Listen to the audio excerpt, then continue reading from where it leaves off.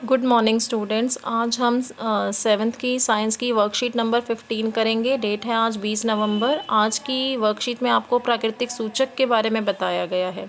हमारे आसपास के प्राकृतिक सूचक कोई पदार्थ अम्लीय है अथवा क्षारकीय, इसका परीक्षण करने के लिए विशेष प्रकार के पदार्थों का उपयोग किया जाता है। ये पदार्थ सूचक कहलाते हैं। कोई भी पदार्थ आपको जो दिया गया है वो किस प्रकृति का है, अम्लीय है या क्षारकीय प्रकृति का, तो इसका टेस्ट आप कैसे करेंगे?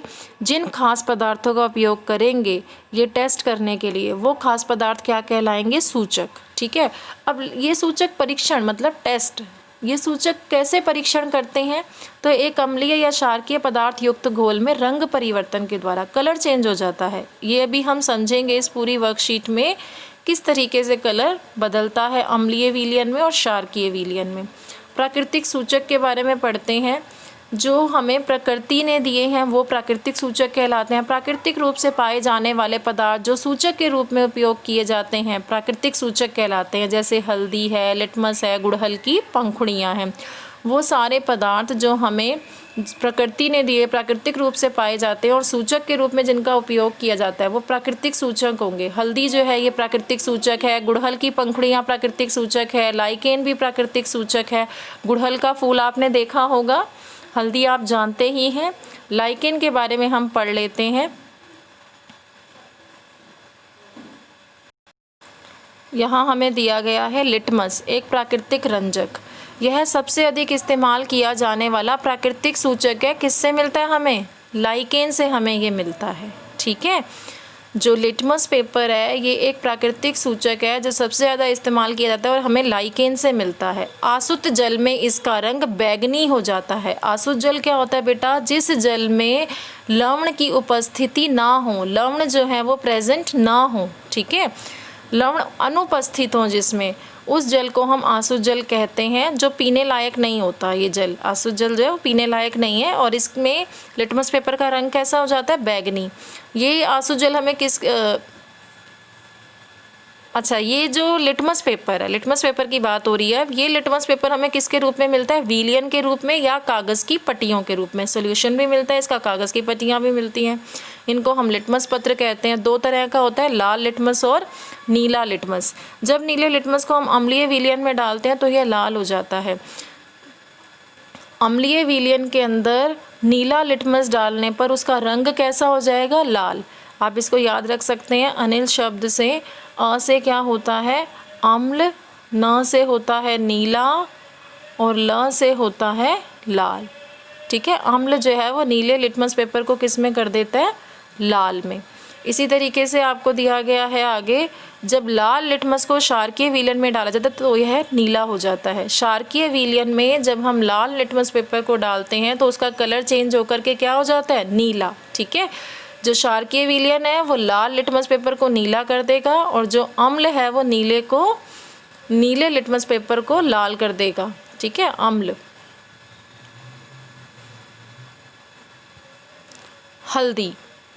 हल्दी यह क्षारकीय विलयन में पीले से लाल रंग में परिवर्तित हो जाती है। आपने ध्यान दिया हो बेटा, किसी कपड़े पर अगर जब हल्दी गिर जाए तो उस कपड़े पर आप जब साबुन लगाते हैं वो लाल रंग में बदल जाता है, क्योंकि साबुन कैसा है? क्षारकीय प्रकृति का। ठीक है। तो साबुन क्षारकीय प्रकृति का था। जब हमने हल्दी वाले कपड़े पर साबुन लगाया तो वो पीला रंग किसमें बदल गया? लाल में। तो हल्दी के बारे में क्या दिया गया? यह क्षारकीय विलयन में पीले से लाल रंग में बदल जाता है। ठीक है। लेकिन अगर अम्लीय विलयन होता तो वो पीला ही रहता।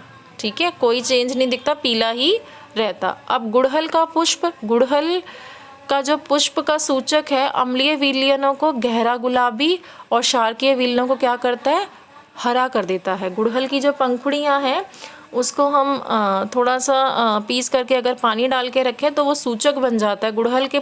और इसका अम्लीय विलयन में अगर हम इसको डालें तो कैसा हमें कलर मिलता है?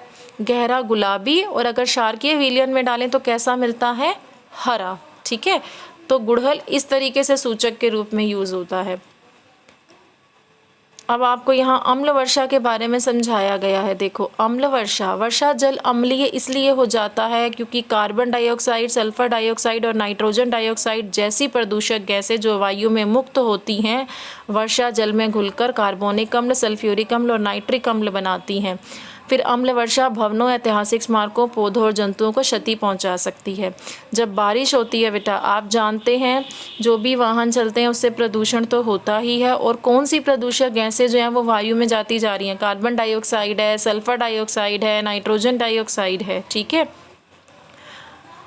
तो जो बारिश जब होती है, बारिश का पानी, ये जो गैसें वायुमंडल में उपस्थित हैं, इनसे मिलकर के बारिश का पानी, इन गैसेस, वर्षा जल जो है, ये गैसेस उसमें घुल जाती हैं और क्या बनाती हैं, देखो, कार्बोनिक अम्ल। कार्बन डाइऑक्साइड बारिश के पानी के साथ मिलकर के कौन सा अम्ल बना रहा है, कार्बोनिक अम्ल। ऐसे ही सल्फर डाइऑक्साइड क्या बना रही है वर्षा के जल के साथ, सल्फ्यूरिक अम्ल।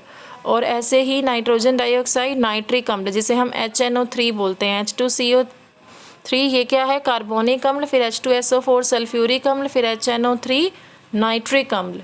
ठीक है, और ये जो अम्ल वर्षा है ये भवनों को, ऐतिहासिक स्मारकों को, पौधों और जंतुओं को हानि पहुंचाती है।